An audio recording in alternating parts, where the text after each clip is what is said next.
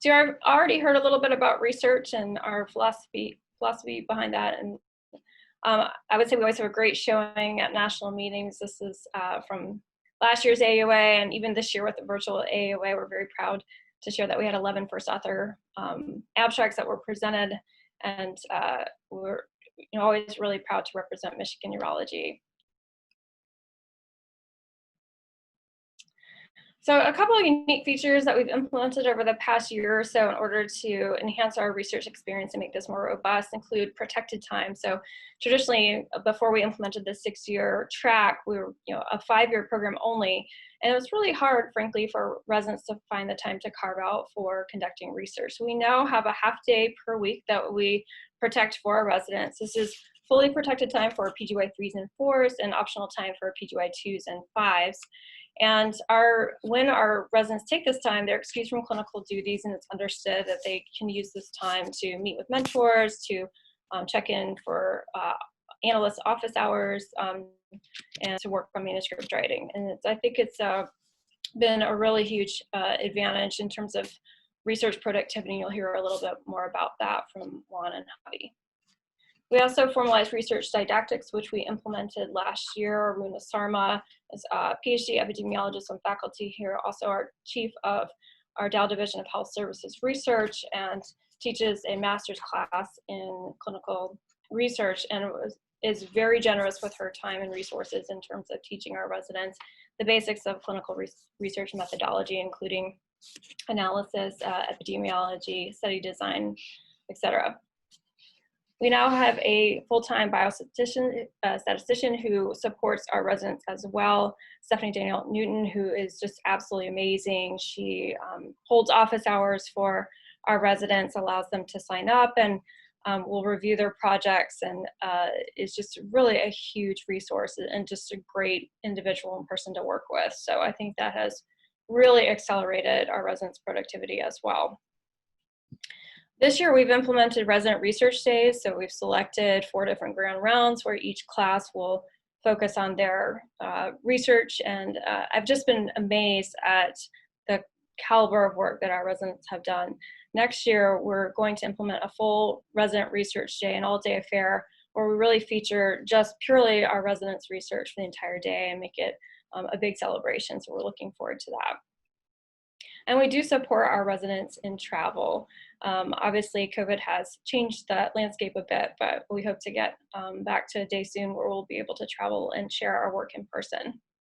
And just a nod to several of the key players in research. Dr. Clemens is our Associate Chair for Research.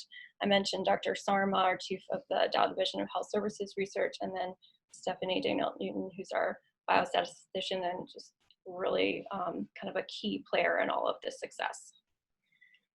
There's also very abundant research opportunities with MUSIC, the Michigan Urological Surgery Improvement Collaborative. For those of you not from Michigan, I hope that you've at least heard of MUSIC, at least read some of the work that's been published coming out of MUSIC. But it's a very rich opportunity for data collection and for improving the care that we deliver our patients. And our residents have been very productive in terms of leveraging the resources that are available to them through MUSIC.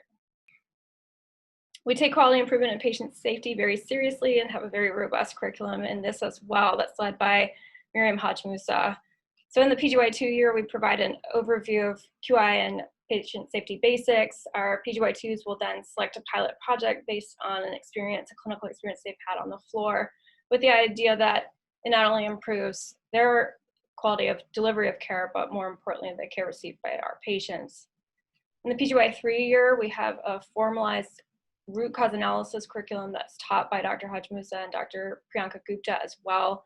Our PGY3s then come up with a QI project design that they present at grand rounds. And in their 4th year, they test their project and will report out their results, all to culminate in a manuscript by the time they reach their chief year.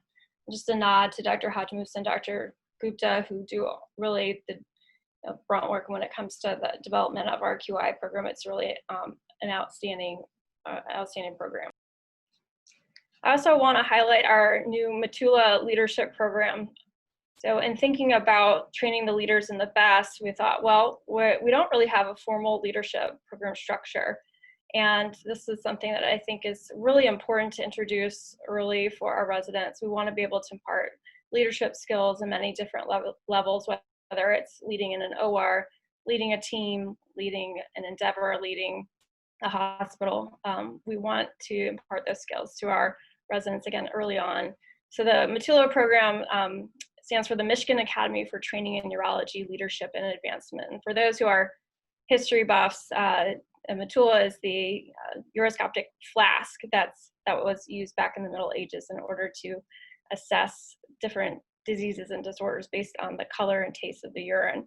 So it's a little nod to medical history, particularly to Dr. Bloom, who's a history buff. And we're starting this program this year by having 4 dedicated sessions with our residents in which we talk about various leadership skills. And we're fortunate to have a great collaboration with other departments, including the Department of Surgery, who've kind of shared some of their work in this area as well. So we hope to continue to expand this and maybe even move this across different departments. It's a great question for Dr. Kraft. Could you comment a little more on the Mutulu program, the type of training offered for those who are going to be involved? Yeah, so it's, of course, in its initial stages.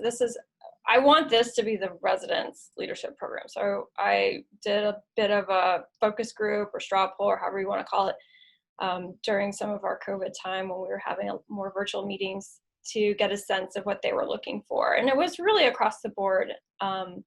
Some wanting to learn more about how to lead across hospital systems, some wanting to learn more about hospital-based finances, some wanting to learn more about dealing with conflict and different personalities. So I'm hoping that we can kind of tap into each of these. And also we're very fortunate that I've been in touch with residents in the Department of Surgery who actually already established a very robust leadership program. And again, they're extremely collaborative and want to work with us and have been willing to share some of what's worked for them and their materials as well. And to be fair, their program is relatively new as well, only about 1.5 years old. But at the same time, I think it's working, and we're really fortunate to be able to share some of the materials that they've already established.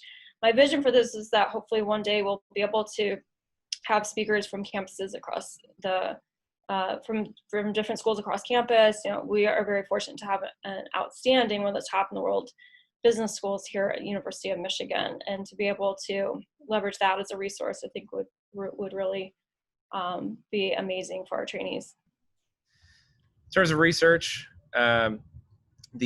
the expectation is that you'll have one project a year that you're working on, and like I mentioned, there's meetings that facilitate this and allow you to work not just with attendings, but also with other with other residents on trying to find clever ways to improve those projects.